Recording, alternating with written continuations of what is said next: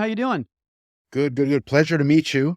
Yeah, I was actually just got off the training ground. I was thinking about this on the drive home because I know you have, a life outside of the game. I have a life outside of the game. But really when, no matter what vocation people are, you kind of have these, for lack of a better term, oh shit moments. And I think this might be, as a coach, one of my oh shit moments that I'm sitting here on the 343 podcast. It's just such an honor to be here and to talk to you. Oh man, that's awesome. That's super cool. No, listen, the pleasure's all mine. I don't recall the first time I came across you and your stuff and your content, which I'm sure we're going to talk quite a bit about. But I do know that John Kokoris, who obviously I work with on the 7v7 stuff. I don't know how he sent me something. It was to one of your videos. I'm not sure exactly which one it was. And then I clicked on it and I watched the video on your YouTube channel. I'm like, I like this guy. And that was before like I knew that you were a member necessarily, which is my fault. I should get to know everybody much better. But I liked it for a whole host of reasons, Rory. One is it seemed like it was authentic, first and foremost, genuine, like enthusiastic. You really actually care about this stuff and you cared about teaching. That was my perception anyway. And so I'm like, oh, okay, super cool. And then just a couple weeks ago, somebody new joined the program and they sent me an email saying, oh, everything is great, Gary, and maybe asking a question or two. And they mentioned you, that they kind of found out about us through you, and like, man, I need to reach out to Rory. So long story short, here we go. And I don't know, interestingly, maybe they connected with you too, because you immediately reached out to me and following up on a conversation we had a long time ago. Right. Yeah, no, it's funny. I mean, I know John's in the Northeast as well, and we met remotely maybe 5 or 6 years ago when he was still with the Johan Juniors. Now, obviously, he's over at East Coast, but everybody kind of gets to know everybody, especially regionally. So I've been a huge fan of him, and I'm not sure how you guys connected, but when I saw his teams play, especially in the youngest age groups, you can tell right away from almost the kickoff whether a team's well coached or not, and unfortunately, most of the time they're not. So when one of my teams went up against John's and we were quite overmatched, I mean, it was fun to see, and I was able to talk to him for a little bit. He probably doesn't even remember the conversation, but once and I had been, I mean, I think I've been a 343 member now 9 years, 8 years. I mean, quite a long time. So I went through that program, and for John to have kind of taken a lot of the concepts that you guys use and apply it to the younger kids, that's really the stuff that I think. You mentioned education. I mean, boy, any coach getting into this, there's just so little out there, from whether it be a federation standpoint or even a club level. I mean, I'm shocked at just the lack of resources that some of these clubs, big clubs, huge clubs, that they don't really supply their coaches with. So it's been a long time, that because I know you and I have connected on certain emails before throughout the years. So it's great to get down, and I appreciate you saying that stuff. That I know, I'm sure we'll talk about the YouTube channel, but yeah, that channel really went from nowhere that I thought it was gonna be to where it is now. So that's just really nice to hear. Awesome, Rory. You touched on something there. I want to ask you some questions, if you don't mind. First and foremost, I didn't prepare anything. I went to the YouTube channel today. I'm like, I should probably look into Rory more. And then I thought to myself, nah, let's keep it as if we just met at a pub or something. And I want to get to know you. It's more, I don't know, it's more genuine that way. So I did see the 7v7 to 9v9 video that you just published. When was it? Yesterday or Today. something like that? Today. Yep. Again, I'm going to encourage everybody to go to your channel, obviously, but to keep it more organic, the conversation, as you were talking about your encounter with Kokoris, and that you could tell right away whether a team is well coached or not well coached. I'm curious. I have my own ideas, but I'm curious as to what is your explanation for that? Like, how would you be able to tell right away, quote unquote, whether a team is well coached or not? So I think it depends a little bit on the age, but I can tell right away if I see patterns of play. I mean, it's almost that simple. I don't know if you or Brian have run into this before, but I, just because I'm in the youth game like every single day, I'll go into a, like, let's say, a match, and I'm always, I like to introduce myself to the coach, and just become friendly a little bit before a match. And I can just tell you the number of times I've had a coach tell me, we play the right way. We build out of the back. We do this, we do that. And then you get into the game and it's nowhere to be found. And I'm like, what is this guy talking about? And I feel like so many coaches, they say they know how to do it, but that you watch their teams play and it's just not there. And I think to dive into that just a little bit more, because I think this is, I've gotten so many things from 3-4-3, but if somebody were to ask me, what's the number one thing you got from 3-4-3, it's off the ball movement. Like the importance of moving off the ball to open up space, even at the youngest ages. I almost never see that taught. Almost never. Even when people are teaching building out of the back and it looks okay, you don't see the speed. You don't see the lose your man. You don't see that stuff. You see maybe that the center back's in the right position and the wing is supporting, but the details that you and Brian, I mean, the details that are in those videos, even the ones that, the one that went viral, whatever, 13 years ago, whatever it was, that's to me, the difference. And so when I see a team like John's, you watch John's team. I mean, it looks like a 3-4-3 team. I mean, it looks like a team that's been coached to play that way. And the other thing that I would say, just from a detail standpoint, and I hear this all the time where coaches, they think that they know how to teach people to receive a pass. And they say, yeah, my kids do this. And then you watch them in the game and no one's receiving the ball across their body. No one's making that little extra effort just to slide over. You don't see it.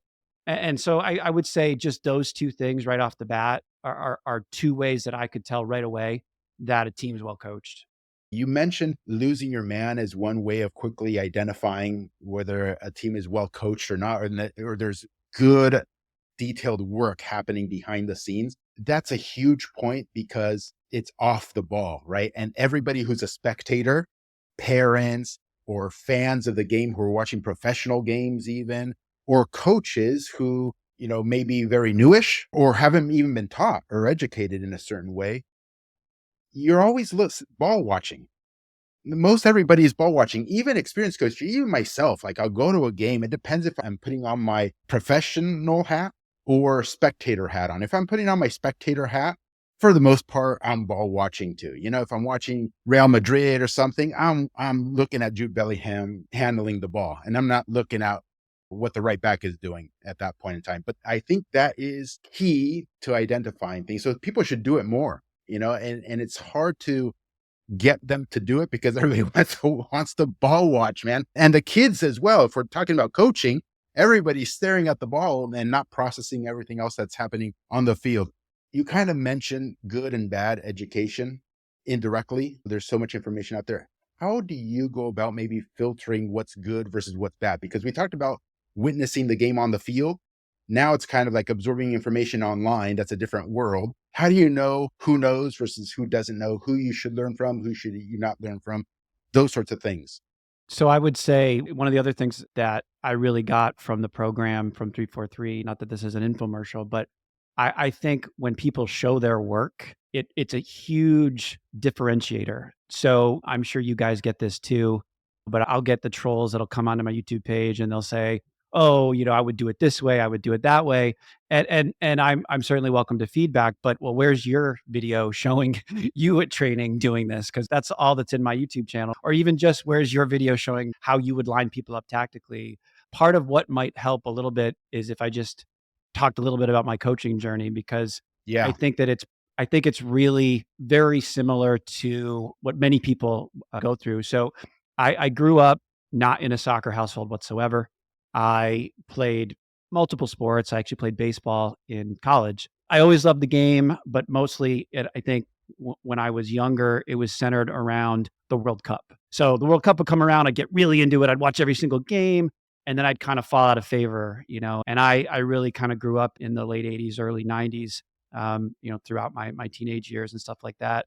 And so MLS was just starting and it just never held track with me. I was never that interested in it. And so I married a girl from Argentina, which Oh, maybe we no could talk shit. about.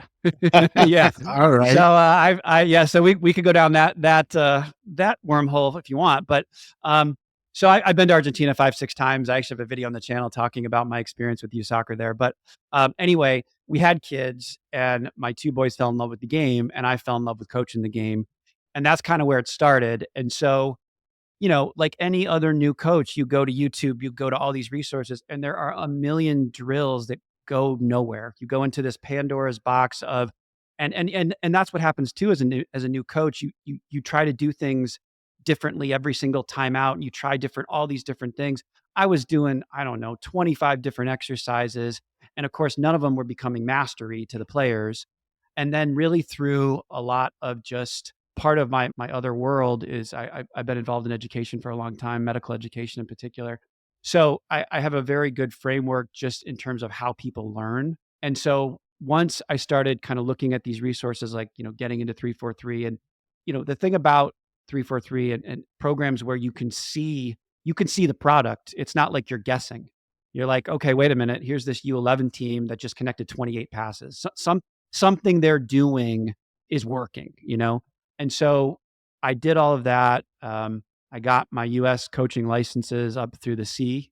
I actually just finished my UEFA B license. So I went through that pathway as well.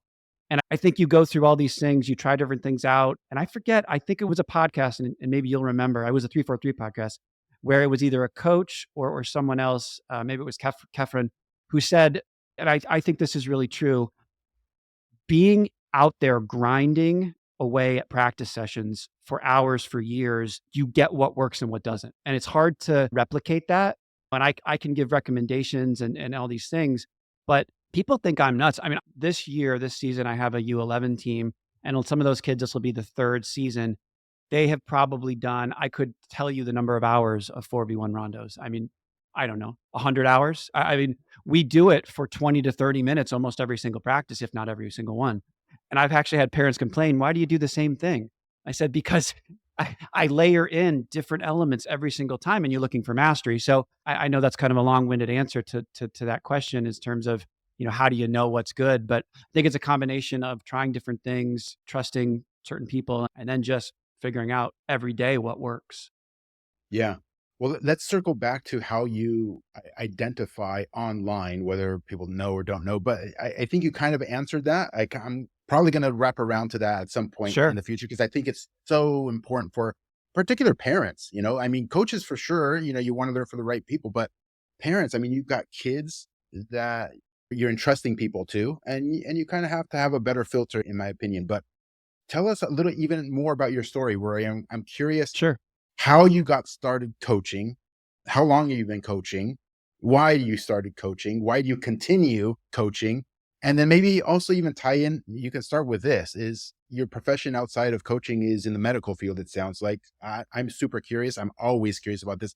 I It's one of the first questions I ask my girlfriend when she meets new people, and if she's on work trips or something, or if she whatever the case may be, and she's more interested in, I think, other things, um, things of the heart maybe, and not so much like, "Oh, what do you do for a living? What do you know?" And I don't wanna say get pissed, but I'm curious because just the other day, that's why it's top of mind. She met like an engineer, right? And I'm in the technical fields, right? My background's in physics and mathematics. I worked as an engineer for a bit. So I was super curious. Oh, what type of engineering? I wanted to go down that rabbit hole and she didn't know. So it's genuine when I'm asking you from the medical question. So maybe you can start there and then tell us about the coaching thing. Sure. No, so I am a residency trained, board certified emergency medicine physician in my other life, and I've been involved in residency education. In particular, I've been involved on the pediatric side of that for quite some time, and I've been really interested in. This was again my other life. I spent a lot more time coaching than I probably should now, but um, I was involved in simulator training. So how you would take like a mannequin and use that as part of how you teach residents to take care of patients, and whether that be procedural or not. And it's a little bit analogous to like pattern choreography where you don't really have the real live action happening. You're just kind of simulating things. So from a soccer perspective, maybe it's a little bit like that. One of the things that I tend to get into conversations with people a lot are about how similar I think medical insurance is to soccer program registration fees. Like Mm, most of the time in medicine, most of the time, unless you're in the field, you don't necessarily know if that practitioner is any good. I mean, you assume they're good. You assume, oh, they went to school and they did this and they have that, but you don't really know, right? And so you go into it and you're paying for a service that, one, you're not there's no guarantee they're going to give you a good service or solve your medical problem or even know what to do, right? But you think there are. And most parents don't have a clue if the club is going to do right by their kid, if the coach knows what they're doing, like, because they don't have the background. They don't have any real frame of reference. They just are assuming. So I always think that that's kind of an analogous thing. In terms of my coaching, I've been coaching for about 13 years now. I got into it a little bit late. I got into it when my oldest son started playing. I started coaching him, and then my youngest son. I currently still actually I don't coach either of them anymore. I help out with my younger son's team, but I got into it and I really just enjoyed. I think the challenge of it is one thing, but I mean, Gary, you know this. Once you get into this world, it kind of wraps your brain in this like unbelievable vice where you're like, I can't believe I'm in this ecosystem that's totally, dysfunctional, and nobody knows it, And so then, like, I feel like I'm in the Matrix, and it's at the very highest of highest levels. I mean, I've coached for multiple clubs. I'm based in South Central Pennsylvania, but I actually just had to step away. But for 3 years, I coached for the Philadelphia Union's pre-academy program. So I got to see very high level youth, and they do a very good job. I'm not speaking about them, but I've got a ton of experience in MLS Next. I have two sons who well, I guess still play in MLS Next. So I've seen the practitionership at what I would call the highest level in this country, and it's terrible. I mean, it's really terrible. It's and I don't want to, paint a broad stroke, but it's just people I think would be shocked to see that or hear that it's that level. So when I can take a team and many times I have teams that are going up against really big clubs and I can go toe to toe or they can see the way that my team is playing. I guess I get some real personal satisfaction out of that. And not just that. I mean, you know this when you're coaching kids for 3, 4, or 5 years. I mean, you just develop relationships with families that you pretty much have the rest of your life. And so, I'll get texts from older kids like asking me about my advice about something totally non-soccer related. So to me, that's just I guess I know kind of how bad it is out there for some people. And so when I can get in there and I can kind of do some things that help and in a way, because I can really only affect my little ecosystem, my little sphere, which is really my team or teams. I guess that's again maybe a long-winded answer to why I love coaching and why I still do it. No, it makes perfect sense. Do you have a preference? Which life do you like better? Yeah, the one that pays the bills, really, or Yeah, or the right. soccer one? I guess they both present unique challenges. I mean, I if I could make, the same amount of money, I would coach every day of the week. I mean, I just love it so much. So, but there's definitely, professional successes and things that you enjoy. I mean, I'll be, gosh, almost 17, 18 years of being out of residency now. So things become a little bit more, I've seen this a lot of times, that kind of thing. Whereas, at least coaching for 12, 13 years, there's just new things that I see all the time. And I don't know. I never get tired of watching a group of 10-year-olds build out of the back. I just never do. It's so weird though, isn't it? Because I would never have predicted myself getting enraptured in this world. Yeah. I played my whole life, sure, and I'm the son of Argentinians and love the game. Obviously, it's kind of in the blood, as they say, sort of thing. But insofar as coaching and being in this world, and now obviously at the professional level, trying to help out those players as well. I mean, I loved science, mathematics, STEM. Like that was the baby. And for some reason, the whole mafia joke, right? Once you try to get out, they pull you back in somehow. It just keeps going and going and going. I don't know if it's just a pastime in a certain sense because I've thought about it that way at times. Like maybe I'm just trying to distract myself from the quote unquote real work. You know what I mean? I not to disparage Yeah. soccer in any way because I think coaches have long lasting impacts on human beings, which is legitimately good stuff there. But I think you can relate to what I'm saying in some way. Yes, it's kind of like, oh, maybe I should be focusing on my professional life more, but for some reason, this thing keeps dragging me back in. Do you think if you were in Argentina, for example, do you think it would pull you in as much? Like, do you think I'm wondering, just because of you and Brian and 343 and just the fact that you speak truth to power that really I'm not sure anybody else does. I mean, I think that there are some independent YouTubers that I follow, people who do have some voice similar to yours, but really in the scheme of things, there just isn't anybody else talking about it like this. I mean, you don't see anything on any kind of scale, and I'm curious, if you think that does that push you and motivate you more than maybe it would otherwise? Yeah, that's an excellent point and observation, in my opinion, with respect to me personally, because I've said it many times before, and I think this is going to be a recurring theme a lot more in the podcast and in my writings and on Twitter is I think when it comes down to my personal core, I'm not going to speak about Brian or anybody else.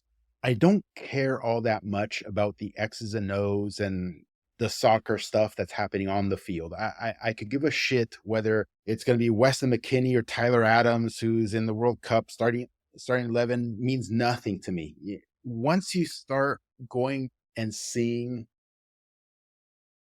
the I'm gonna lack of a better term, the ugly side of the game, the non-soccer specific side of the game as to how the ecosystem impacts humans in different touch points, whether it be a boy or a girl, whether it be a family, a parent, whether it be coaches, whether it be club owners, whether it be all the off the field sort of things. I can't look away from it, Rory. I can't. It's kind of like there's so many injustices. I don't even know if that's the right word either. Everything is so non meritocratic here in the United States when it comes to soccer, the ecosystem, again, as to who gets elevated, who does not get elevated, either at the club level, professional or youth, as I'm sure you know. In the youth level, you can't merit your way up and down the hierarchy. You have to be selected by some sort of gatekeeper with kind of these nebulous requirements as to whether you get to play in a particular league or not. You can't earn your way in there. And then same thing with an individual coach. You can't kind of merit your way on the sporting side, up or down the hierarchy. You have to merit your way with off the field things politically, or socioeconomically, things that have nothing to do with how good you are at your craft. And then, of course, if you're a player, the same thing applies, even at the professional level or at the youth level. There's all kinds of traps that you find yourself in, whether they're economic traps. Oh, my family can't afford $5,000 a year, or I was born or raised in the wrong city and there's not many opportunities here in this city. Again, because there's no promotion relegation, the pro level, blah, blah, blah, blah. But there's all these things that I can't stand. And I see I almost see it as a moral imperative for me to fight for what I believe is right in this bubble that is American soccer. I shared this with Benny the other day. You don't see me online, picking whether I'm red or blue or independent and going down the political route. I think a lot of folks choose that as their battleground for what their values are and what their beliefs are. I am doing that fight, but within the ecosystem, within the bubble that is soccer, because all of the same sorts of things apply socially, politically, economically, or culturally. So that, I guess, to answer your question kind of is like, that is what keeps me in truly. It's not the game in and of itself as the entertainment product that it is. Yeah, no, 100%. I think that's why you come off as genuine and not just you. I mean, people who are speaking their truth to anybody who has half a brain, you can kind of tell who is genuine and who is not. And as you were talking about that, I don't know why this kind of just flashed in my brain.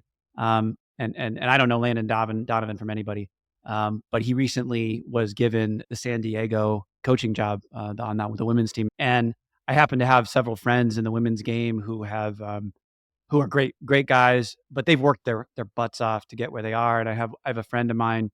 I'm not going to say his name, obviously, or anything, but he works at a Division 1 women's program, very high up. He's at one of the top assistants there. And I was thinking to myself, like, what was Landon Donovan doing prior to being awarded this job. And there may be several reasons why you would pick an ex-pro to do that, recruitment, whatever. Like I'm not, but I'm thinking in my head, like while he was broadcasting I think the European Championship, or was it the Copa America, one of the two. He was a broadcaster for that, right? Like, if I'm looking to fill a position that's that high level, I'm not sure a broadcaster with minimal experience is the person who would be best for that. You know what I mean? But there's no getting back to what you said, and I'll take it back to the youth game. This is what I mean when I kind of compared it to medical insurance.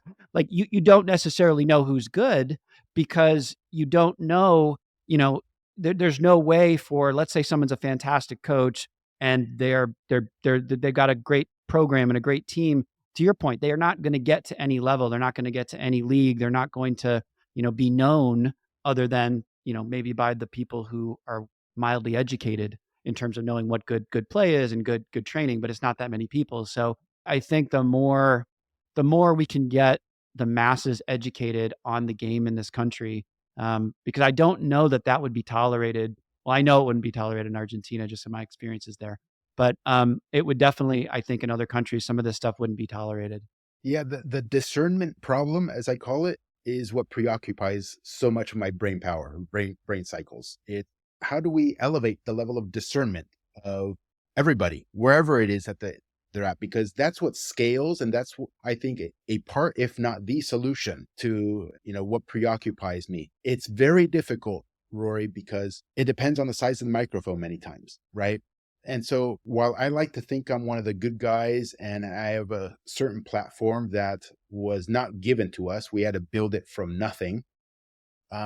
There are many out there who have been given platforms and very loud microphones by the establishment. And so filtering the signal from the noise is extremely challenging. I don't know how to solve it aside from trying to identify myself, good folks out there, having more of these conversations that our modest audience gets to hear from. And then I'm looking at it from a medical perspective as well, and have viral replication happening, that's not Yeah. centralized. And I guess this is what they call bottom up in many ways. Yes, because if we have all these little seeds in every state in the country, and even if it's just 100 of these seeds in every state, well, guess what? They're going to, from the establishment's perspective, they're going to contaminate their immediate surroundings, and how do you stop that? So that's been the strategy. I know that Machiavelli would say never reveal your strategy, but I don't care. I want to be Yeah. straightforward. Like, this is what I think could be the solution. So again, that's why I reached out to you. I wanted to speak more to you. The other thing I would just say, just to finish up on this point, is I do think, because, just saying, oh, implement promotion relegation, obviously that's that's easier said than done. My perspective on almost every issue is from the youth game because I'm just in it almost every day. I think that once, and I've seen this in my teams, certain parents, once parents see how the ecosystem limits their own children's potential, that's a game changer. That's a big game changer because then they start saying, wait a minute, like I'm paying all this money and my child doesn't have a chance to get to whatever level it might be for their particular child. I've seen that become a big game changer too. And when that happens, then they start investigating it more, asking more questions, doing some of their own education because there's a big component certainly of that people kind of have to go through. You almost have to go through this mini self orientation to get through the matrix. And I think that from that perspective, if you could affect kind of parents' understandings of where their kids can go, that makes a big difference. Totally. I totally agree, man. Because every one of us, let's say you coach two teams, and let's make rough numbers. Let's say you have 40 kids that you coach on any given year or something.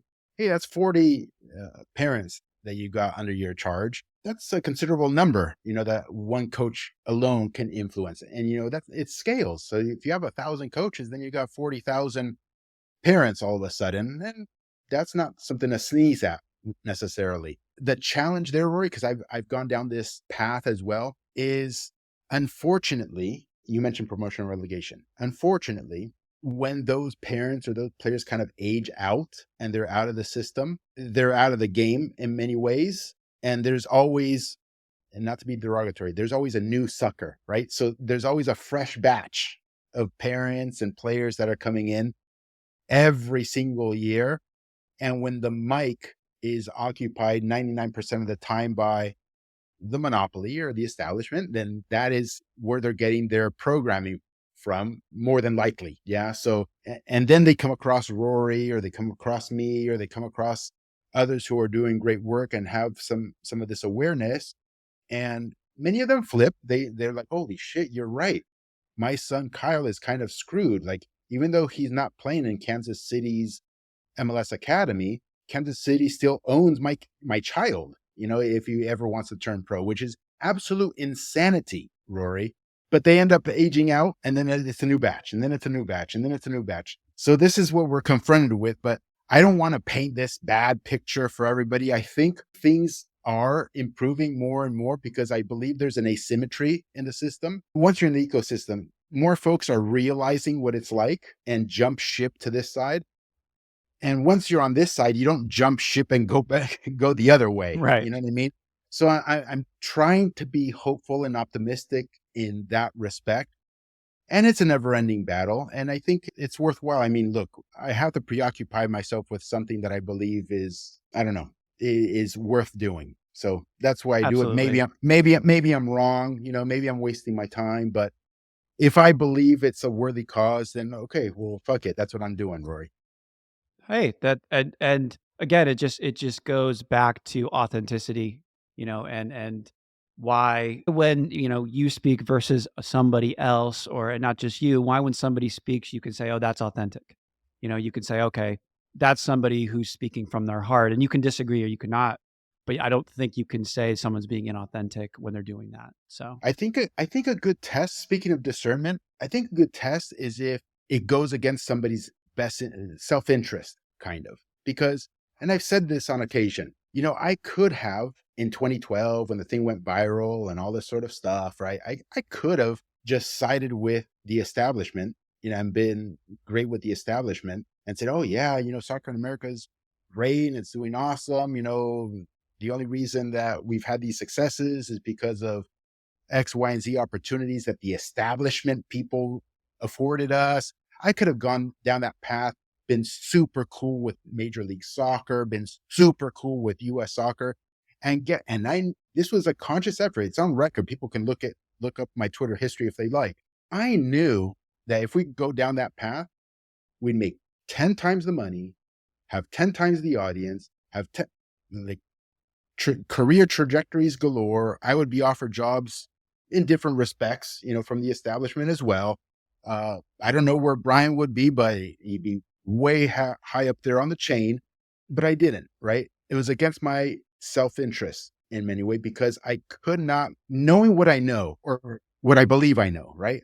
It's kind of like I'm being a fraud. Like I can't fucking do it. I don't know if it's an Argentinian thing, and maybe you can inject your wife story now, but there sure. we we I don't know what it is, man. I just can't allow myself to look the other way and play that political game for my self-interest. Yeah, well, it's definitely an Argentine quality not to deal with bullshit. I can definitely, I can attest to that personally. Um, but, yeah, it's just you get into these situations where I think getting back to the fact that we both have lives outside of the game, a lot of these guys inside the game, they can't speak like this, like so a lot of the guys that I know Mm, who are all they're doing is coaching and that's all they want to do. Well, there's only one employer really. I mean, I guess, if you want to, you could probably get a college job if you pissed off MLS, maybe stuff like that. But the ceiling is only so high, and even then you got to know somebody. So I think that certainly plays a big part of it. But yeah, no, Argentines, if you're ever on the East Coast and we'll grab a Malbec or something. I mean, um, I actually have an Argentine guy coming to my house in a couple of weeks to build me an asado, like an actual big brick chimney. So it's That's the way to so do it, man. That's the way to do it. Like all of us always build our own. We don't go and buy a Weber or a Traeger or any of that sort of stuff. yeah, Like my dad and the house that I grew up, yeah, straight up bricklayer. Let's build up the yeah. whole thing myself. It's the best, man. Yeah, my brother-in-law used a guy from some guy from New York. I don't even know him. He's like, "Oh yeah, he'll come out, like he'll stay at your house for a week and he'll build this big chimney for you." I'm like, "Oh, great." So, because I mean, yeah, I've been to Argentina, I think 6 times, 5 or 6 times. It's such a great experience. People are fantastic. But yeah, the Argentine asado is something that is memorable for sure. Were you able to catch a game on any of your trips or no? Yeah. Yep. Yeah. So, yeah, and actually, we could get into this a little bit. So, my wife, her whole family, they're from Cordoba, and so that's where I spent the majority of my time. And I've got able to see Independiente, which is for most people who don't know that club, that's the home of Paulo Dybala. That's where he got his start. So I was able to see a professional game there. And then my two boys, well, my oldest son has done it twice now. And last we went in November, they got to train at Belgrano, which is actually they're just recently promoted. This is the first time in I think 25 years that Cordoba's had 3 first division clubs, and Belgrano being kind of like the newest one. And if I'm not mistaken, Belgrano's kind of like a Wrexham story where they were bought in the third or fourth division by a businessman in Argentina, and now they're in the first division. But they got to train for the several weeks that we were there with their academy teams, and so that was a really interesting from a coaching perspective to compare and contrast the coaching, for example, for the Philadelphia Union's academy versus Belgrano's academy. That they do things very, very differently. So yeah, the games are what you would expect, man. They're just fighting tooth and nail and intense. And I got to actually see some academy games. So like I saw Independiente play Belgrano, their U13, 14, and 15s kind of back to back. And that was really eye opening too, to see just the different styles of play versus like a typical MLS next game here in the States, because it's very different. And I don't know that people would even believe me unless they went down and watched it. In which way? The intensity, I presume. So the two things. One, the physicality. Like people just don't have a good sense of what, at least, I was going to say South American football, but Argentine youth football is a different level of physicality. Like it's hard to explain it, and I don't mean it's in any way negative. Like they're punching each other on the field or anything like that. They just know at early ages how to use their body, unlike anything I've seen here. I mean, they got these 13, 14-year-old kids, and I don't know if it's maybe because they play their brothers or they play up, or I don't know, but they have no problem taking body shots, and where you don't see that level of physicality. Because the one thing that I got from, or that I usually get when I tell people I've been to Argentina and my kids have played in academies down there, is they always this is what people always say: "Oh, they're so much better technically." It wasn't that. Like and look, both of my boys are pretty high level players, if I may say so humbly. My oldest son, like he plays MLS next, he's a very good player. Like there's nothing technically that he is lacking when he was playing in Argentina, but I would say from a tactical standpoint and from a physical standpoint. So the game was faster because one, I just think they're doing stuff like 3-4-3. They're doing patterns of play. So they know where to be. They know how to lose their man. Everything's so much faster. Like you're not waiting for a player to get to a spot because he gets there right away because he's done it 700 times. And I think that just in this country, the coaches, they think, oh, we've got to do all these technical drills. And that's just not it, man. And we could go back and forth on what the definition of a technical drill is, because I think that that's something that I think coaches misrepresent as well. But when I went to Argentina, definitely it was just the tactical speed at which they played and the physicality that were the two biggest striking differences to me. Yeah, game understanding for sure. They just get it. I don't know how much of it is nature versus nurture. Nature, oh, I was born in Argentina. I was raised by parents who also played and are fanatics of the game, and you absorb it just because you're watching a whole bunch of Argentine football, Argentine national team, all that sort of stuff. But the nurture piece, I think, is critical as well, because you have coaches over there who have gone through that whole thing, have that heritage, and they teach you like what is the game at a deeper level, all the off the ball stuff, and not to mention the pickup games that occur as well. But aside from that, I think you touched on the mentality. You say physicality. What came to my mind is mentality, because it's, I think I know what you mean, right? Is people are being hard, going into tackles hard, or being, it's just offensive and defensive aggression in your movements and intentions, right? Intentions to harm the opponent, not bodily harm necessarily, but harm them from the sporting side. If you allow me to share this one thing that I mentioned to Benny also the other day. Please. So Argentina, as you know, beat Colombia in the Copa America.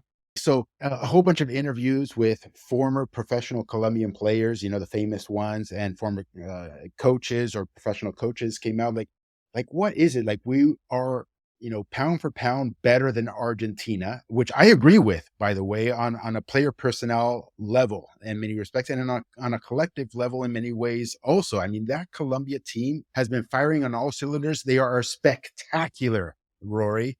And I actually thought that Colombia would win. I thought on paper, Colombia is going to beat Argentina. Well, Argentina won, and all these interviews came out, and it was almost uniformly, there was a consensus. Everybody kind of said, well, listen, guys, I know the Argentine footballer. I played in Argentina, or I've known these guys forever, and I go over there, and when you see their youth playing in what they call baby football. Maybe you've seen the Uruguayan baby football. Like, winning is the only thing that matters in Argentina. It's the only thing that matters. And if you come in second place, it's like a traumatic experience. It's like you lost. Okay. You don't look at it, or they don't look at it. And I know, right? Because I'm, you know, my heritage is from there. You don't look at it like, oh, we did really good. Look, there were 10 teams or 18 teams or 20 teams. We came in second, and or in the tournament of 36, we came in second. Awesome stuff, guys. Woo, we'll get them next time. No, it's fucking trauma, Rory. It's trauma. And from the youth up to and including pros. And so it seems like the Argentine, the Colombians were saying, have that extra little gear in these professional matches when it's quarterfinals, semifinals, finals, and they just figure it out. They figure it out how to win, and nothing really impacts them. And that the Colombian doesn't have that. The Colombian is a lot more familial. Oh, it's okay. We came in eighth place. Here's a trophy. You're getting better, so on and so forth, which I'm sure reminds you of something. You know, that's the path that the Americans have chosen to go down. It reminds me when I was in Argentina last time, and I asked. It wasn't a coach. It was I don't know what they would call it, but somebody who worked for Belgrano the youth club. He was just on the sidelines, and I asked him, you know, do you guys ever miss a player? Like, is there ever a player that just kind of gets through the cracks, you know, and you just don't find him? And he almost laughed, and he pointed to this little kid on the field who was like just tearing everybody up, going crazy. He goes, that kid right there is from 5 hours away. A butcher called us who's a fan of Belgrano and told us to go find this kid. And so this kid lives in pretty much abject poverty. He comes down for days at a time. He rarely sees his family. I mean, the kid's fighting for his life. Like you telling me there's a 13-year-old kid in this country who's in that circumstance? And maybe there is. Okay, maybe there is. But there's a lot of guys down there, at least in that Belgrano squad, who are like that, where this is it for them, and the world's against them, and they will do anything. I mean anything to make it. And I do think, regardless of whether you say promotion relegation or not, that mentality, as you're describing in Argentina and in other countries, we don't have it. Like we don't have it. And I'm happy to use my own sons. I mean, my own sons have a very comfortable life. They play basically at the highest level of youth soccer in this country, but you know, they're not going to miss any meals. You know, they're you know, still going to be fine. It's just such a different mentality. You know, how do you possibly compete with it? I don't necessarily know. Yeah, and it doesn't even have to be the poverty thing. It's just in the culture. It's, look at all these senior Argentine national team players. They're multimillionaires, tens of millions of Right. dollars net worth or whatever. It doesn't matter. It is extremely painful for them to lose. They don't accept it. They don't want to accept it. So I don't know, just to throw that little caveat out there. Gosh, there's so many directions we could take this in. What are your current teams now, Rory? What age? What? So Yeah. yeah, so right now I have 2 teams that I work with pretty closely. They're both U11. One of them, my son plays on, and then I've been helping out a friend of mine with a U14 girls team. I just finished, well, 2013 is the age group, but the team that I had for the Philadelphia Union's pre-academy was their 2013s. So what I'm currently doing, I recently just switched sort of clubs where I'm coaching because I really would like to sort of one of my goals has been really years ago is I wanted to coach in MLS Next. I wanted to try to coach at the highest level. And so there's, with me sort of getting my UEFA B license and changing clubs, there's sort of a pathway, hopefully, maybe in a couple of years to where I can do that. And so that's kind of the direction that at least my coaching career I think is going to go in. Um, but but yeah, that's my current, at least for this year, the teams that I'm working with. The U14 girls, and what was the other one? I missed it. I have 2 U11 teams, Okay, got it. boys, two U11 boys teams that I work closely with, and those are probably the 2 main teams that I have this season. I had to sort of give up an older team, just because of the nature of the game and just timing and, my other life and family and all that stuff. So, I mean, this. I mean, if I wanted, I could probably have 6 teams, I mean, Yeah. not only their lack of coaching in terms of high level, there's just lack of coaches in general. But those are the 2 teams I work with closely now, and then, like I said, I help a friend of mine out with a U14, girls team. How long did you coach your boys for? Like your sons? So, I coached, my older son has had kind of a unique journey. He started at a very small club, was really one of the higher level players on that team, moved to an MLS club, uh, an MLS Next club, when he was U14 or U13. We had a really awful experience there, and again, I'm not gonna say anything specifically about it, but so we ended up I had to pull him off of that team just based on what I know in my experience. I just had to do it. And so he went back to the smaller club and kind of just by circumstance, a local club here recently, they're called Keystone FC. They got MLS Next status this year. So he ended up just going over there and because a bunch of the kids that went there with them and I'm coming over there training now. So I coached him probably for 4 years when he was much younger. Now that he's older, I kind of I think that there's a separation between being a dad and then being a coach. And when they get old enough, like the onus is on him. I mean, he's really, he's U15 now. He's in the performance stage. Whatever, whatever his soccer journey is on him. For me, I really don't coach him much. If he asks me for my advice, I help him out. But I think it's kind of a healthy thing as a father to step away and let him kind of take his own journey. My youngest son is a 2014. He's 10, and so I'm actually not the head coach of his team, but I do help out.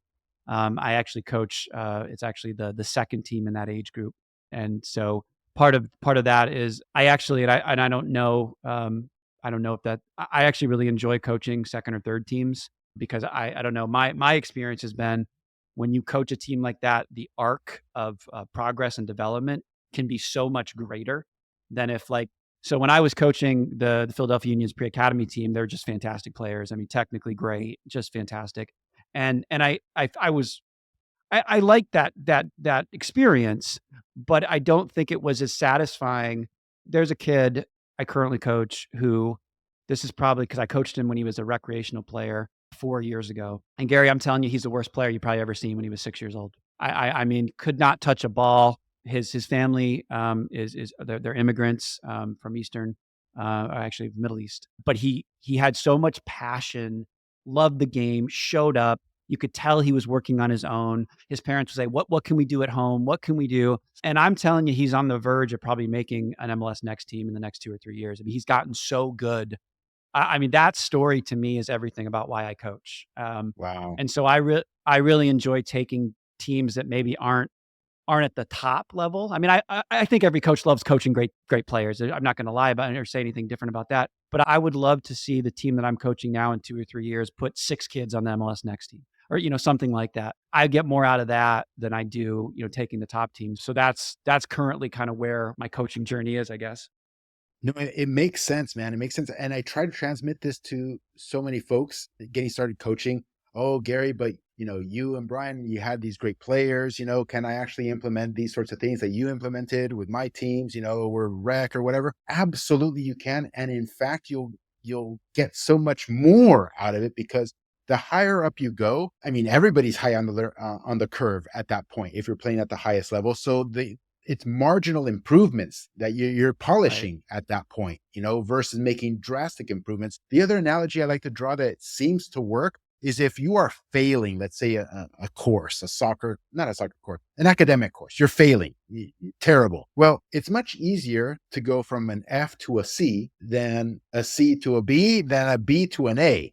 There's not Right. much room at the top. If you're already getting, say, an 88% in the course, to get another 5% is very difficult versus if you're getting a 50% in the course, getting that 5% is a piece of cake, just do a little bit more effort. And that usually hits home with folks. Something I'm very curious about that I don't think we've ever spoken on the podcast is parent coaches. And I know many times it could be a touchy subject on both sides, right? You have parents, families, the kid's playing because he's the coach's son or the coach's daughter or whatever the case may be.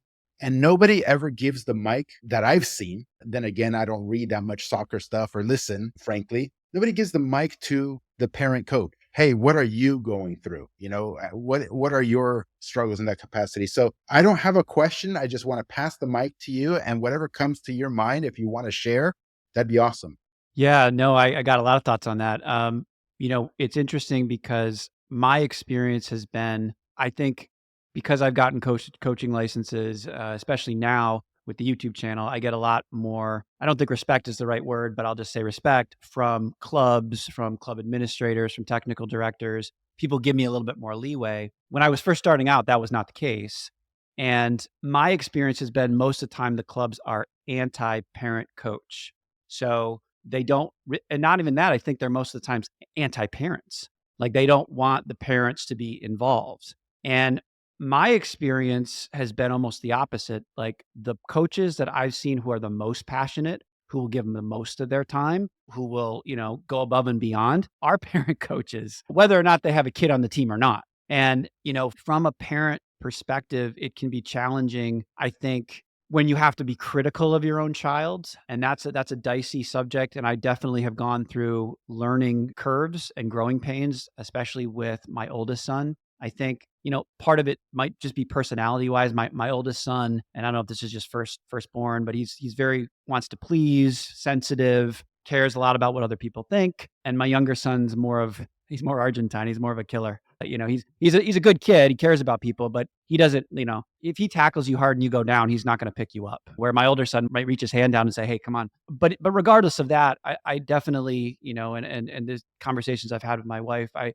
definitely know that there have been times I was way too hard on my older son when I was early on in my coaching career. And now again, now that my oldest son is, a U15, he's 14 years old. I mean, to me, it's his journey. I'm there to support. I'm really not in a position where I'm trying to be critical. With my younger son, he's more in the developmental stage. So I am a little bit more, I will tell him something, that I think he should be doing different technically or tactically, or I might say, hey, I might get more into the coaching details with him. From a parent perspective, or from a just dealing with parents as a parent coach, I would say that most parents that I have encountered, they're pretty open to conversations as long as you are. And you kind of have to meet that particular parent where they are, so if they don't know anything about the game, you got to kind of meet them at that level. If it's a parent who really wants to know tactically what I'm doing, I actually don't even mind having those conversations. Now, there's guidelines and rules that you have to set up. Like, I'm sure you're familiar with, like, I usually have a 24-hour rule. I'm not going to talk to a parent 24 hours after a game, so emotions go down, stuff like that. But in general, I think coaches should be more open to having tactical conversations with parents. And I mean, especially now with the YouTube channel, I can shoot the parents a video and say, "Hey, listen, this is what I'm talking about with an overlap, or this is what I'm talking about with making a curved run to the near post, or something like that." So that can be, but my experience has been that most parents do want to help their kids and are some of the best assistant coaches I've ever had were parents who didn't know anything about the game. They didn't know a thing. They were just there and like, "Okay, what do you want me to do?" move this cone there, do that. And yeah, do some of the best coaches I've ever had. In terms of the playing time, that definitely can be an issue when you have your own son on the team. So I think again, and that's why it's easier when they're younger because so my personal view on playing time is, I give certain positions, like for example, like I usually try to switch, a center back and a wing, or there's certain positional switches that I make, and those sometimes those players have slightly more game time. But if you're U12 and under, I don't see any reason why we're not giving people pretty much equal time.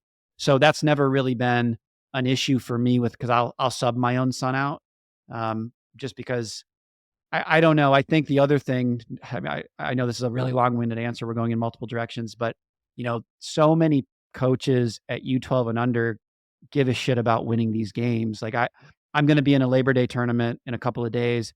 I could care less if we win every game or lose every game. I mean, I'm worried about build out patterns and attacking patterns right now. Like I want to see you get in the right space, make the right move. Those are the only things I care about. And I bet you 95% of the coaches out there are going to want to win every one of those games.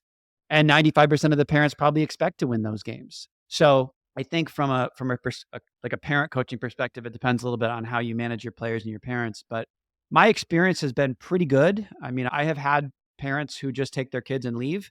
I had a team who we played in a league. We probably were a little bit, probably weren't there yet. And we lost, I don't know, I think almost every game that year, but it was fairly competitive. And I was actually really happy with the development.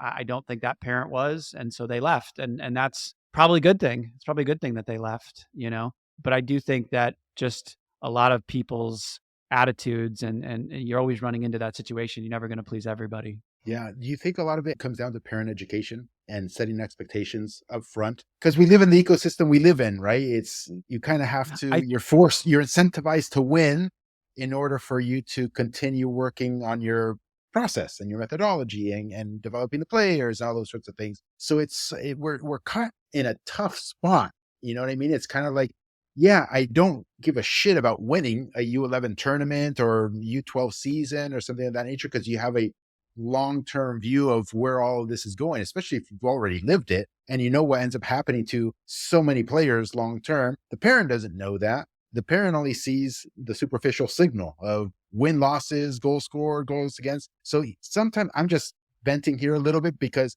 even if you educate the parents and do a really good job, in my opinion, it's transient. Oh, It works. 100%. Yeah, it works for a period of time and then just there's a buildup that occurs inside of them. And if some sort of win ratio is not meeting snuff, then there's an issue that crops up. So I don't know. Everybody handles it differently, and it depends on your circumstances. Whether you're at you're at an MLS academy, it's like, okay, well, go fuck yourself. You know what I'm saying? Like you have no Right. choice at the point. Versus not being in those sorts of environments, it's you have to kind of play this game with the winning. No, that's a huge point. The parent education is huge, and yeah, you definitely have to set at least a certain level of expectations and kind of what you're looking for, so they know, what they should be looking for. And the challenge to that is, I've had parents who were, I mean, to say in the game, I would use air quotes. Like, I've had parents who were high school coaches. I've had parents who played the game at quote a high level before who honestly didn't know what the hell they're talking about. And the problem that you have there is these people think they know what they're talking about. And so now you're trying to convince them, like, I had a parent one time ask me why we weren't using a sweeper on Mm, quote defense. On quote defense. Like that's one thing. That's one of my big pet peeves is when people say, "Oh, why are you playing my son at defense?"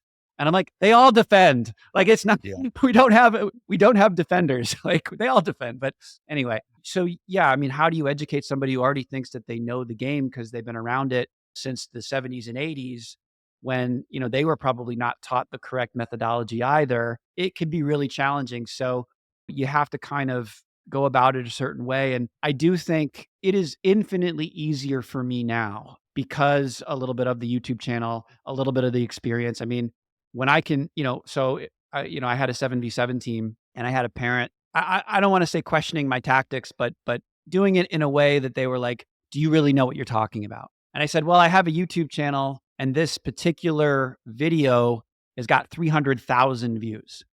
Like I take that for what it's worth, but they were like, "Oh, really?" Like, "Yeah, really." Like, some people think I know what I'm talking about, and you'll see because this team is gonna play a certain way, and you'll see, and I think that's also true when you're actually coaching, that the product on the field speaks for itself because, even when you have players who maybe aren't technically where they need to be or something like that, people who are at least, who understand not even sports, but if you understand teams and systems and even what makes a good work environment, right? Or how do you know that this particular pizza shop is making good pizza, right? Well, you taste the pizza. Like if you're watching a group of 9-year olds connect six passes and the other team can't do a thing, parents are not that dumb. Even if you haven't watched the game, you're like, wow, this is really, I can't believe this. Like, so I do think that part of it is just your own practitionership and are you putting a product out on the field that people can get behind? Because I think most of the time when I've done that, and it's not 100%, like you're just always going to lose certain people and personalities. But most of the time, people can have an appreciation for that, even when you're not necessarily winning games. Yeah. And the challenge also is sample size. Yeah. Because if you've only had one or two or three coaches in your entire son's career, daughter's career, maybe you've only had one, who knows? You have no baseline to compare with. Like Right. you've been in nobody else's environment. So you perpetually have this grass is greener mentality in your head. And it's not until you leave and you go and experience something else that you're like, oh, now I can kind of make this other sort of judgment. So even if you educate, this in my finding, even if you educate players or families or parents, like, and you do an extraordinary job, I think it's necessary and useful because it buys you a runway, a much bigger runway. But eventually there's that psychology in their head also. It's like, oh, well, what's over there? And not to mention that what's over there is in their ear also, trying to court them and recruit them and saying, God knows what about you and your program and your club and how much better it is over there. So, I mean, I don't envy the position of parents. They want to do what's best for their kids. And players obviously want what's best for themselves, but it's such a fucking hard job that we've got, man. And folks, and I'll end with this, folks, like, oh, these soccer coaches, they're just making a killing out there, just raking in the dough and not giving a shit. Like they have no concept of everything that's involved that you guys are doing. You're fighting these relentless battles also and getting paid peanuts, honestly. Like some are straight up volunteers and they're doing all of this work. Like, Lord bless them, and even if you happen to be one of the very rare few who makes a living in soccer coaching, let's say a comfortable living in soccer coaching, whether that be 60,000 a year, 100,000 a year, whatever the number is, it is a full-time stress inducing job at times.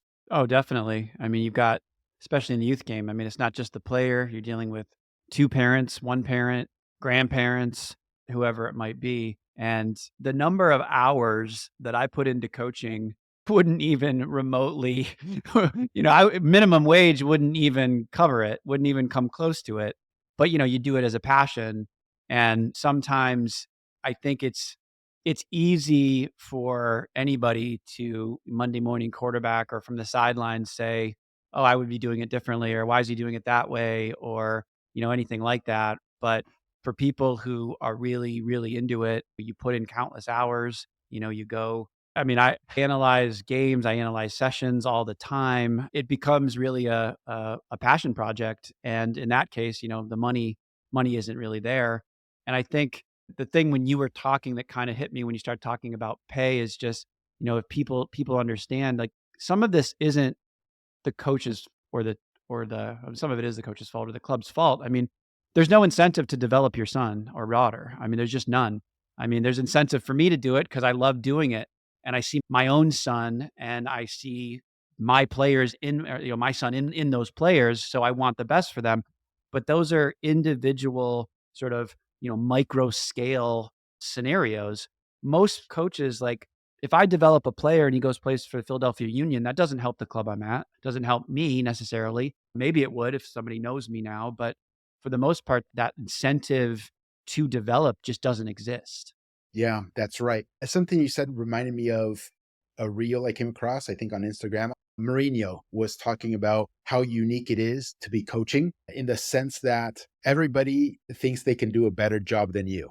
Folks who don't even aren't even in the profession have opinions and thoughts that, oh, I would select this player, I would select this formation, I would have subbed this guy on the 75th minute, I would have all of this stuff. And he's like, it's very unique because, and he explicitly mentioned like medicine, or if you're a doctor or an engineer or something like that, nobody has that posture. Nobody would say, like, I'll do the operation, I'll do it this way. I would be so much better than this surgeon, or I would construct this bridge or do the iPhone. This, you know what I mean? It's like, it is Yeah. absurdity what coaches are subjected to.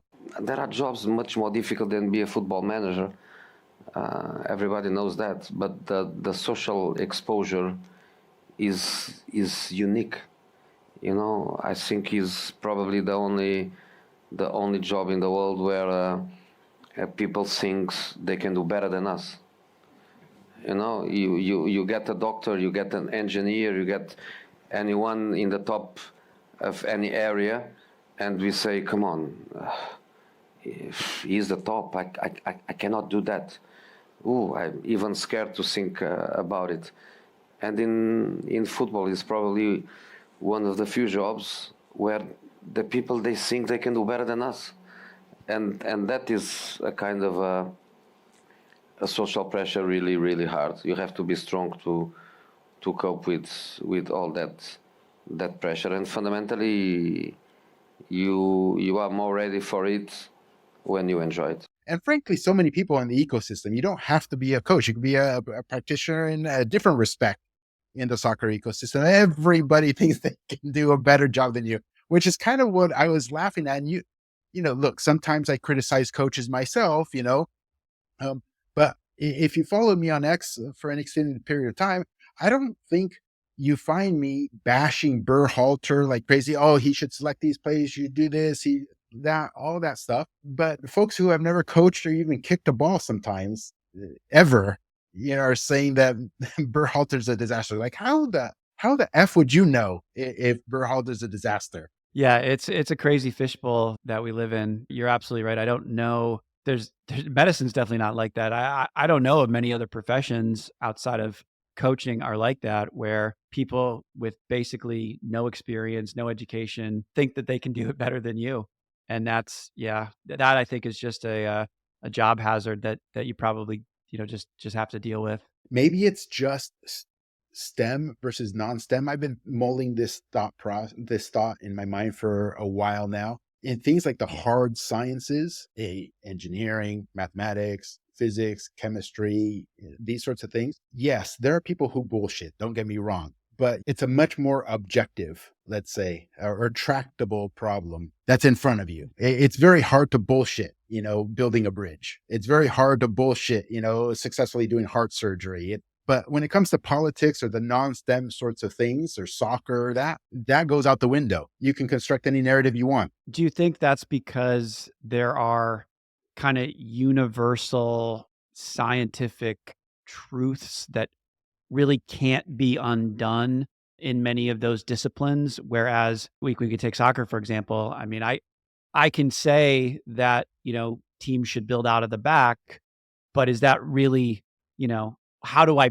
prove to somebody who's not in our world that that's the case? Like, how do I, whereas obviously in math and physics and things, there are ways of proving beyond a doubt that there are certain universal, pillars. Yeah, no, I think that's what it is. I think there's always wiggle room in the non sort of hard sciences, non-STEM based things. So even if you go down this path of doing extensive data analysis to show that building out of the back or having possession more than the opponent gives you a larger probability of winning matches, even if that was displayed, somebody can always come around and say, well, that can only happen, Gary, if you have the better players. And then all of a sudden, it's like, how do you prove what is a better player versus not a better player? And then you're screwed.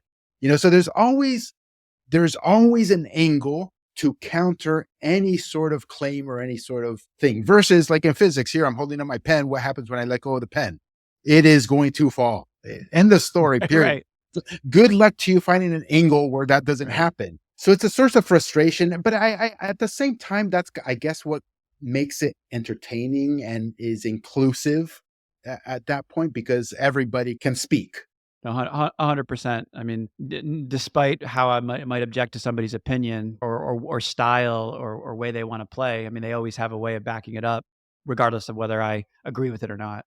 Yeah, it's oh man, it is frustrating. I'm not gonna lie, but it's part of being human. Like folks will say, like, oh well, Mauricio Pochettino hasn't won anything really. Like why are we revering this guy? And somebody will say, oh well, look at the pedigree. Oh yeah, well he won at PSG, but I mean, I could get my grandma to coach PSG and they would win at PSG.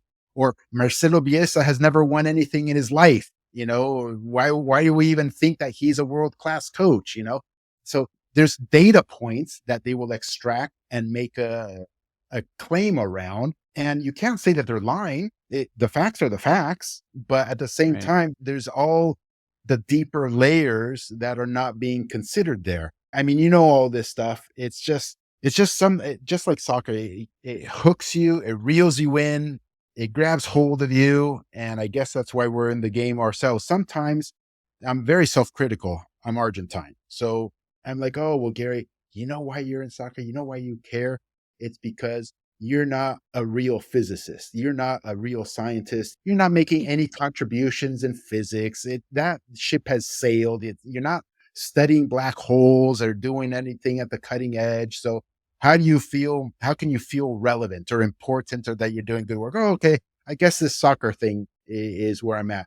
And I think there's a lot of truth to that. And I think that's maybe this projection, but I think that's the case for so many folks who really get riled up in politics or riled up in soccer or basketball or sports is because of something similar, right? Trying to maybe fill a hole in a certain respect. And it doesn't have to be a negative thing, but we all have holes and we try to fill them. And maybe that's what soccer is for many of us. I don't know. No, I think there's a lot to what you're saying. I think that just speaking personally, I mean, my profession outside of the game it kind of is where it is. Like, I'm not necessarily going to, not that I would want to, but really go up the ladder to any other spot. I mean, I'm a practicing physician. I'm fine with that. It's been fine, but like, it's not when I first got started, things were so exciting and oh my God, I'm doing this and I'm working here, I'm doing that. And so you kind of look to maybe other paths and other passions. And definitely that's where I found myself with coaching soccer. I don't know that it's really filling another void necessarily, but it's definitely fulfilling my need for passion, for creativity, for significance, a certain part of, the relationships that you have, things like that. So it definitely fills, I think, a human need. But I think that a lot of people, to your point, probably go in that direction for reasons that you said. It's just a curiosity, and I don't think we discuss these sorts of things in soccer podcasts or in soccer articles or any of that stuff, which again goes back to what I mentioned earlier is I'm not really passionate about what's happening on the field. Yes, I'm enthralled. Yes, I tune in, of course. Yes, it's awesome. All that sort of stuff from a fan perspective or even from a practitioner perspective, but I feel so much more fulfillment talking about this stuff or working in this sort of space, or trying to help an underrepresented demographic in our country get opportunities at the highest levels, which historically hasn't really happened here in the States. So, okay, let me try to open up the doors where you might be valued, or you have an opportunity to fulfill your dreams. So that's the route that I like to go. And I work as best I can to try to find folks like you, Rory, that are doing genuine, authentic work, good work. And I think part of the key you touched on as well is if you have something else going on in your life and it's not just soccer, I think unshackles you a bit to pursue excellence, to pursue all the things that I think are good. And you don't get as easily compromised, if that makes sense at all. You're not tied down. Yeah, no, you're obviously a lot more free to speak your mind in that respect as well. So yeah, I mean, it's the fact that some of us could do this. I mean, some people would say, why do you keep doing this to yourself? I mean, that there's really no pay in it. If anything, you oftentimes do deal with tons of negativity, whether that be parents, whether that be, stuff like that. But I think the rewards for what you're describing in terms of you're trying to make an impact on a greater level, on a greater scale.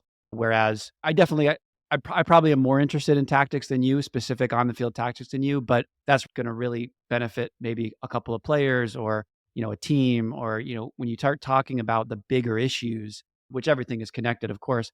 But once you start talking about the bigger issues, you're really dealing with, trying to make impact to so many other people versus just, helping an X and O situation. So that completely makes sense. Rory, I've kept you an hour and a half. Listen, I want you to join me again at some point, man. That'd be great, man. There's so many things that we can talk about, soccer specific, non soccer specific. You're a very good orator. I don't know as a physician if you get it from that profession or where you get that from. I'd be curious to explore that at some point. Any sort of parting thoughts or anything we didn't cover that you want to cover? We didn't talk about your YouTube channel, man. Oh, I we again, I would love to come back on. I think again, I think that people, especially coaches who are just starting out, I mean, it is just so hard to find any sort of footing in the game, and to use resources like 343, to use stuff like my YouTube channel. It's hard because I think the majority of clubs, other coaches kind of push people in other directions. Like I was at a club years ago where they gave this like booklet out of like 40 different practices. And I'm like, what in the world is going on here? Like it's so confusing and so tough for guys starting out and even guys who've been in the game a long time that if you if you really stick to sort of what you're about as a coach, like and the things that you really hold valuable, I think that's just what you have to do. And part of it is being genuine, not just with your sessions and your training and kind of how you're going about it, but just in general about the game and the ecosystem, which again kind of brings us full circle. But yeah, I mean, like I said, I've been a big fan for a long time. A lot of my successes are because of 343, quite frankly. And so, and a lot of who I feel I am as a coach is because of that. So I owe you guys a ton, and anything that I can do to kind of push the envelope and pay things forward in the game, I always try to do. That's awesome, dude. I really appreciate that. Tell us a little bit about the YouTube channel before I let you go here. Oh Like yeah, sure. how did it start? How long ago did it start? What do you kind of cover? What like how do people find it? What's its name? Sure.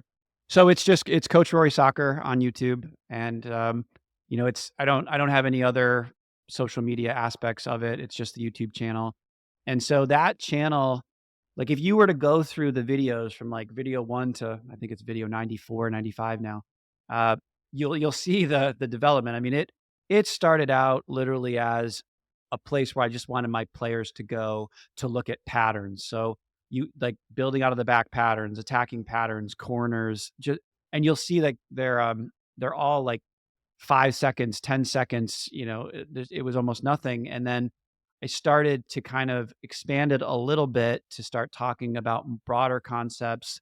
I got a little bit more savvy with Final Cut Pro, which is the program that I use to make the videos. I kind of became just I got a microphone, I got a better camera, like the quality went up, and then it was really bizarre because I started to get like emails from all over the world. I mean, I had people South Africa, Australia, Europe, South America, people saying, "Hey, I saw your YouTube channel. I've been using it on this youth team." And I'm like, "There's a youth team in South America using my stuff." So that was pretty cool. And then I've just used it as more of a way to augment my coaching with my individual teams. So I use it for kind of two purposes. One, just my own personal use in terms of the teams, and then it's kind of expanded into how I like to go about the game. It used to just be a youth channel, really probably the phase one, as they would call it, U12 and under. And I've expanded a little bit. I have some videos on some 11v11 content, but as I was kind of going through this journey, there wasn't a lot of content for the phase one for U12 and under from a coaching education perspective, and which is why again I'm a huge fan of John and the 7v7 course. because that really opened up a lot of ideas for me. For example, John does the build out breakdown games, which are fantastic. And I kind of turned those into attacking games where you kind of, I mean, it sounds so simple. And when you're involved in education, Gary, and anybody who's gone through formal education, you break things down little by little. And why wouldn't you do that with soccer and the field where, let's work on build out down just one side of the field. And obviously that takes some things away. So, maybe you're not working on switching the point of attack, but it gives them a baseline. Okay, here's how my fullback might support my center back. And in the youngest age groups, that's so huge, just for development. And a lot of coaches in my experience have this kind of mentality of, oh, let them figure it out, which I can't stand. And I don't know if that's an American thing because they don't do that. When I take my UEFA classes, they don't let people figure it out. And especially when you go to South America, it's like, you will be here now. And when the ball comes here, you're going to be here. And it is like point specific. It's not like just figure it out. You know what I mean? So, no. And so the YouTube channel just grew from there, and I made a lot of really cool connections. I had a, this is kind of an aside story. I had a men's Division 1 head coach on the East Coast. I don't want to say the name. Um, Literally reached out to me about a year ago, and this guy has been coaching at a high level university, and he was going to be taking on his son's 9v9 team, and he asked if he could talk to me for an hour, and I sat down. I didn't sit down with him. I did like a virtual call with this guy, and I'm just thinking to myself, like, I'm going over how this guy's asking me tactics for 9v9. He's coached 10 years Division 1 college. I mean, like that was probably another oh shit moment where I'm like, wow, maybe I'm onto something here. maybe I'm doing some stuff that people are actually interested in. So that's been a pretty cool experience. But yeah, the YouTube page is kind of gone. It's been very successful, and I've made a lot of connections from it. And so that's kind of, I guess, the story behind that a little bit. That's awesome, dude. I'm going to put in the show notes. Obviously, I think everybody should go over there. Yeah. I myself have not perused the entire thing, but the couple of videos that I did look at, it's like, this is the guy. I got to talk to this guy. Maybe for next time, Rory, and I want to have you back like soon. Okay. You touched on two things that I think are episodes in and of themselves.